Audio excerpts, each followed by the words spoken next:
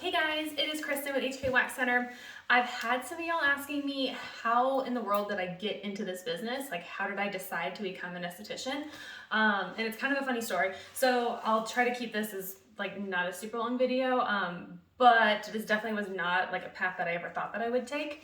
Before I get into that, if any of y'all have any questions, comments, concerns, feel free to comment down below, like, subscribe. I'm always happy to answer any questions that y'all have. Also, if you are an esthetician or cosmetologist or currently enrolled in aesthetics or cosmetology school and you're on Facebook, feel free to join Wax Club.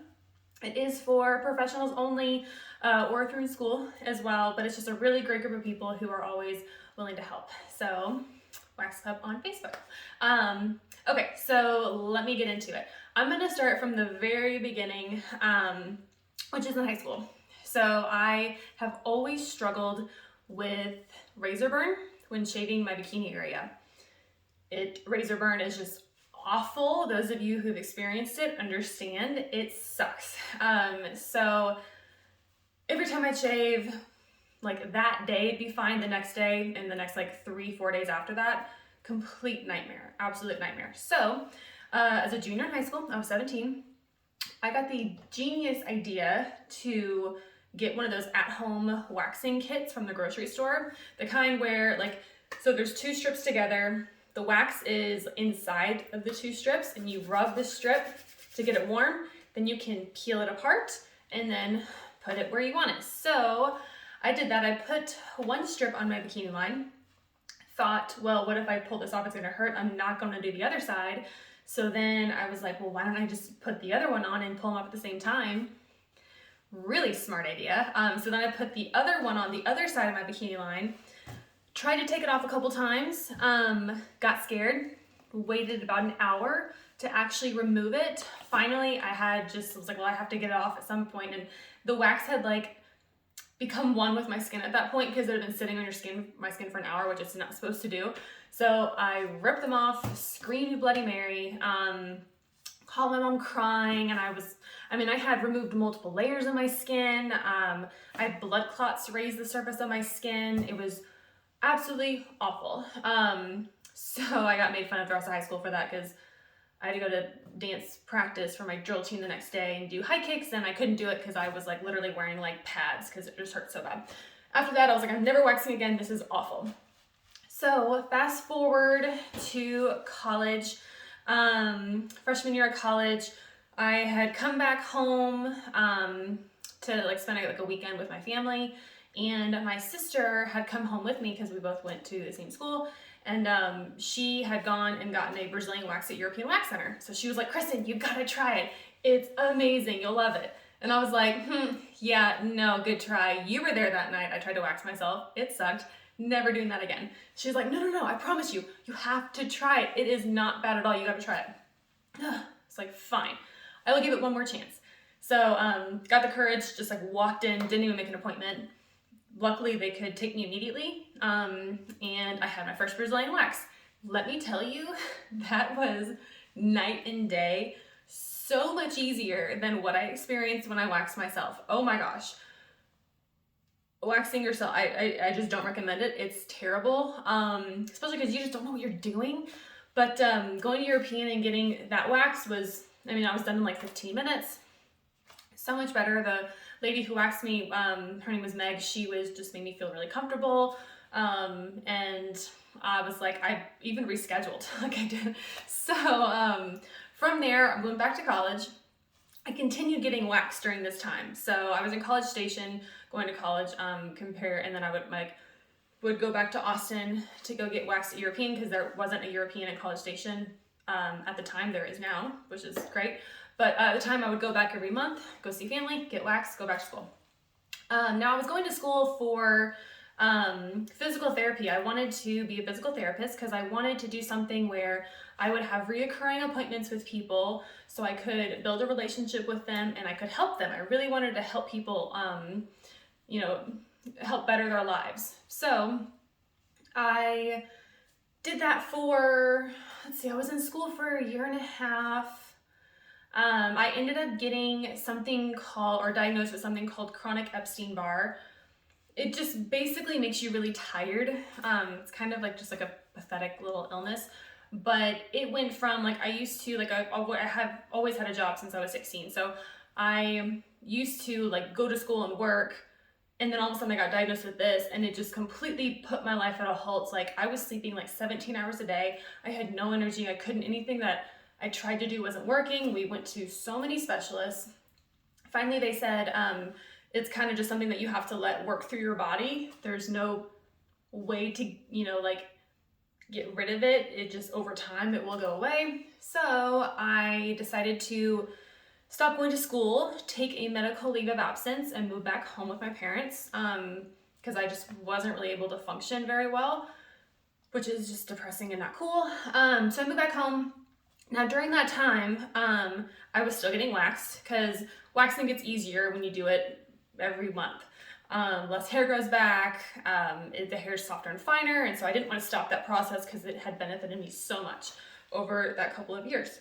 And I ended up going to my waxer one day, and I asked her just like randomly, how did you get into this business? Like, what is your story? Do you like your job? Would you change anything? And so she explained to me how she got into it, which I can't remember right now what she had said. But it seemed kind of like the perfect fit. It had a lot of the same aspects that I wanted to do with physical therapy, where you see your clients consistently every month. You get to build a relationship with them. They're return clients most of the time, so you'll see the same people over and over again, and you make them feel good about themselves. Like, I know every time I left that appointment, my confidence went through the roof. I just felt happier. I felt cleaner. I felt more positive about myself. And so I knew I wanted to make other people feel that way too. So I enrolled in, I came back home, because on the car ride, like driving back home, I made the decision, like, I'm gonna go to aesthetic school. Started doing research, found a school, told my parents I'm not going back to college, I'm gonna go to aesthetic school. They freaked. They were not happy about this at all. I've grown up, like, you have to go to college, So yeah, they were not happy at all with me. Probably still aren't, frankly, even though it's been like 10 years, well, more than 10 years. Gosh, it's been so long. But they probably still hold it against me at least a little bit. So I went to aesthetic school. I went to Avenue 5 in Austin. Loved it. Highly recommend Avenue 5. Now, one thing that I did that I thought was actually, I don't always have great ideas, but this was actually a really good idea. I was impressed with my brain for coming up with it, was I wanted to be a waxer. When you go to aesthetic school, you learn waxing and skincare. So I learned the whole thing, but I really focused on waxing because that's exactly what I wanted to do. So I went to European Wax Center, the place that I had actually been a client of, and I talked to the manager and I got an interview, and I said, I want to wax for you guys. I am just now starting aesthetic school. Is there a way I can work at the front desk for the 6 months of school that I will be in? And then once I pass my my test and get my license, I can move over and be an esthetician and be a waxer. She said, sure. So that's what I did. So I would go to school all day, and then in the evenings, I would go and work the front desk at European Wax Center. If you are someone who wants to be a waxer, I highly recommend that. European is, you don't make a lot of money, but they have a really good training program, and it's a really good way to very quickly build up your confidence and build up your skill with waxing. So if you are someone who wants to be a waxer, I would recommend start early. If you can do the front desk, that helps you learn so much about that company that you then won't have to worry about when you are a waxer. Like even just learning the times per service, all the products, learning about the products that they want you to sell.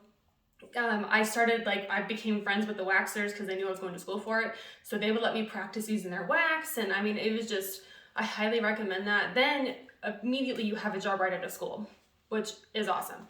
So I did that and worked for them for a couple years. And that's when I started dating my now husband.